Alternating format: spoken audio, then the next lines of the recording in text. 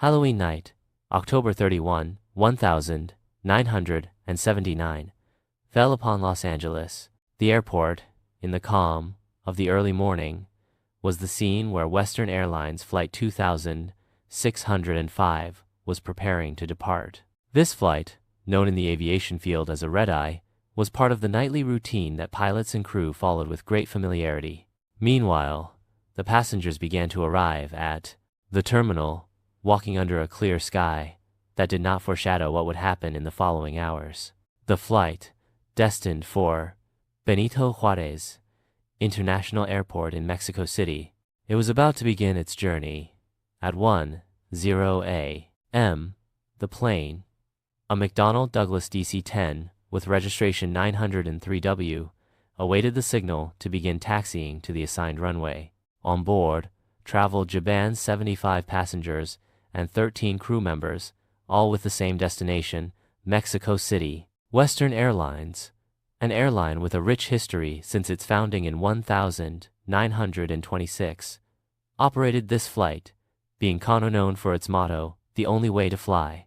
On this occasion, the DC-10, a cutting-edge aircraft that was introduced in 1971, was part of the fleet that carried out night routes, which earned it the nickname of Night Owl or the Night Owl.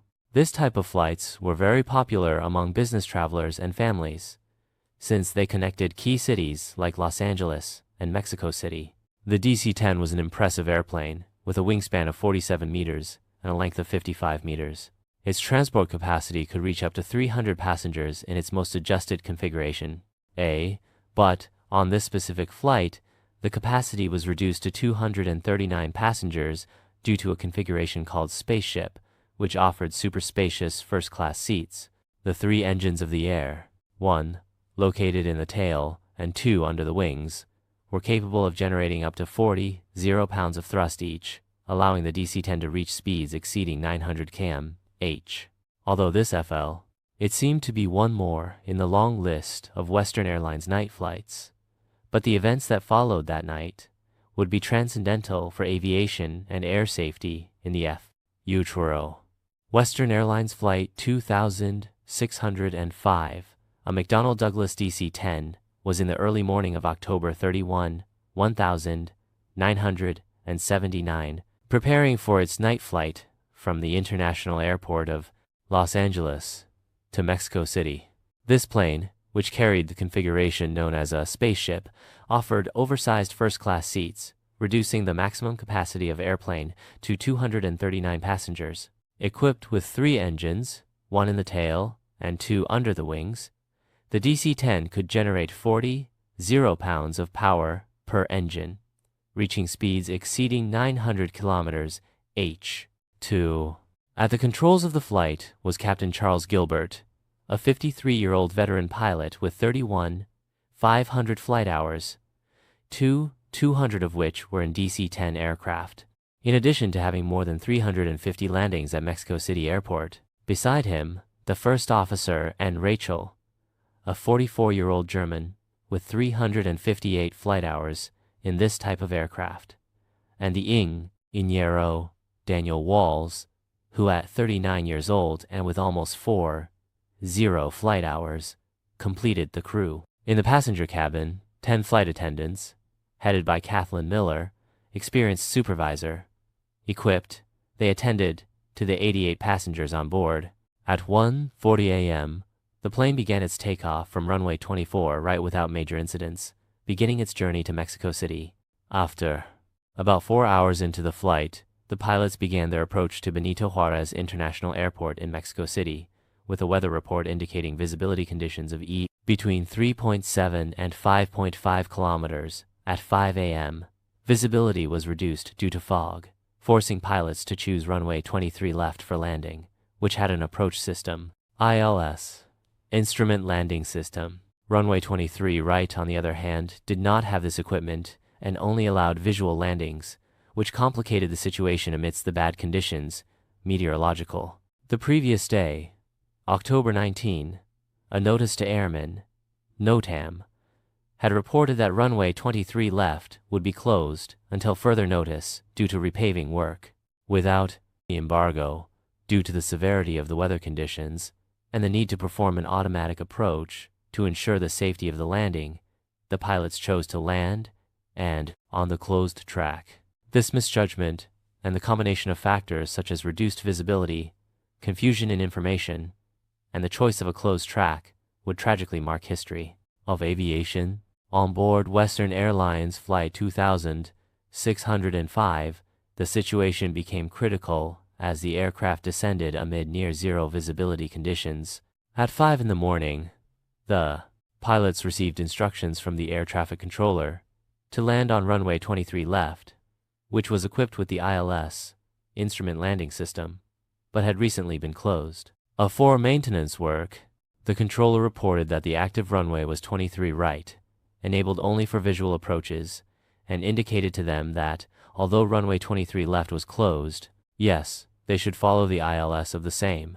In the end, they were expected to perform a sidestep, a change to runway 23 right for landing. Meanwhile, visibility plummeted to less than 100 meters, further complicating the situation. Despite the difficult conditions, Flight 2605 continued its descent, and the pilots confirmed authorization to land on runway 23 right, maintaining the approach by the left 23.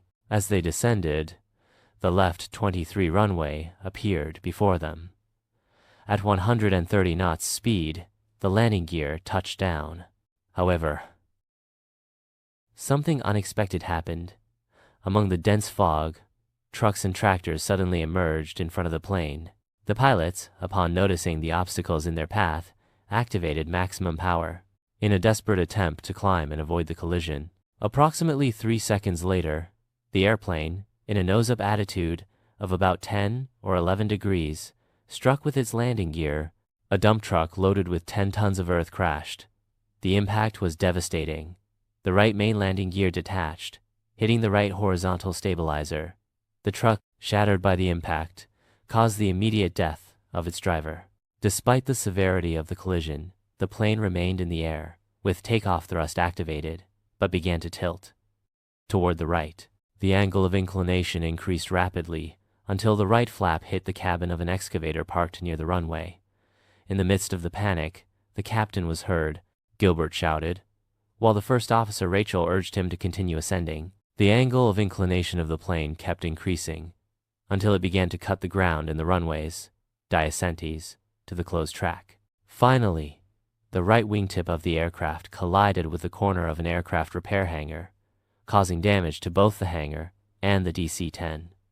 Despite the efforts to regain control, 26 seconds after touching down, the plane impacted an Eastern Airlines Services building, causing a total catastrophe. The tragic incident highlights the importance of clear communication, quick decision-making in emergency situations, and the critical need for adequate visibility to ensure safety. In landings, especially in extreme conditions. The final impact of Western Airlines Flight 2605 resulted in the structural destruction of the aircraft. The force of the impact damaged GRA. A reinforced concrete 2-story building was violently struck and caused a fire that ravaged a large part of the DC-10 structure. Part of the airplane's left wing was thrown off the airport, impacting against a residential building on Matamoros Street in the Peñón de los Baños neighborhood, which generated another fire in the area. The last words of the pilots, captured in the recording, Dora from the cockpit voice recorder, CVR, were a chilling reminder of the tragedy that was unfolding. Realizing the disaster, the air traffic controllers immediately contacted to the local authorities, including the police and firefighters, who joined the rescue and fire extinguishing efforts, along with the airport terminal team. The fire lasted all red pain of an hour, and, after being controlled, the authorities cordoned off the area to begin the search for possible survivors. The final balance was devastating. 72 people lost their lives, including Captain Gilbert and 8 other crew members. Also, a person who was on land died due to the impact of the debris. However, miraculously, 16 people survived the accident. The disaster demanded answers, and the General Directorate of Civil Aeronautics of Mexico, DGAC, with the collaboration of the United States National Transportation Safety Board, NTSB, and the Airline Pilots Association, ALPA, began a thorough investigation.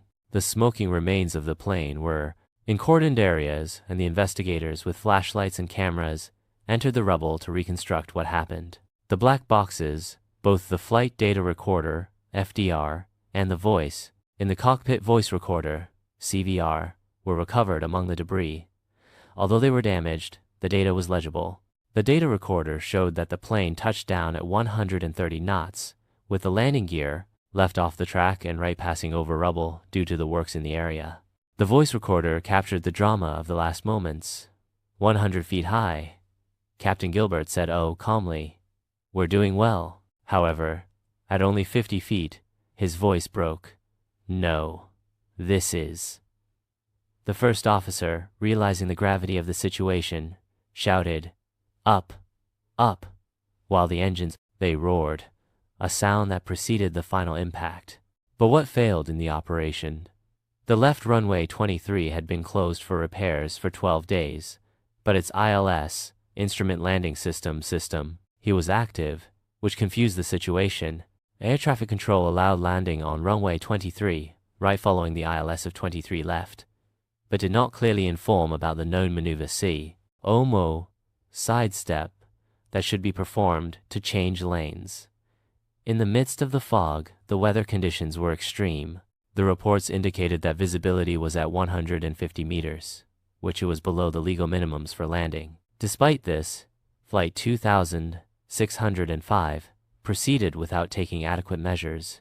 Although Western Airlines permitted landings on runways with fog during the day, this case demonstrated what can happen when precautions are overlooked and incorrect decisions are made in limiting circumstances. This tragic accident left crucial lessons on the importance of precise communication between the control tower and the crew, the need to respect visibility limits, and the importance of a correct interpretation of the instructions for aviation safety. Western Airlines Flight 2605, which occurred on October 31, 1979, became a tragedy that reflected how a set of small but critics can culminate in a catastrophe.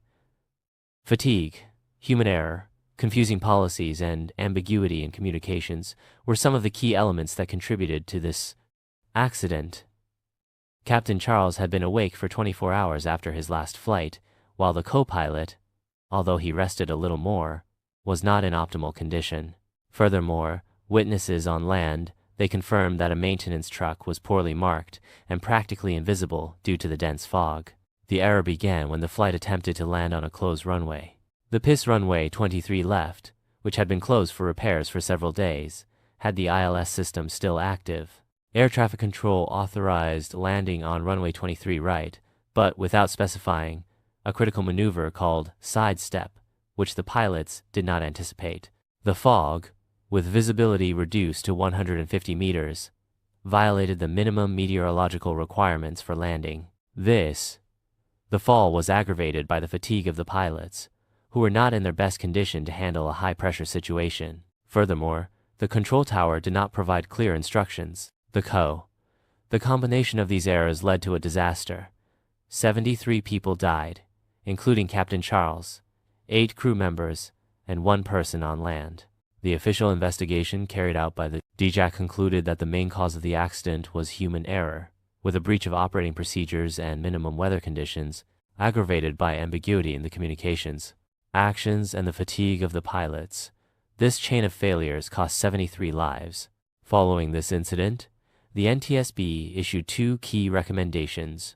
The first, to establish clear procedures for manning works like the sidestep, and the second, to improve training in communications with foreign control towers, especially in airports that operate with different languages and protocols.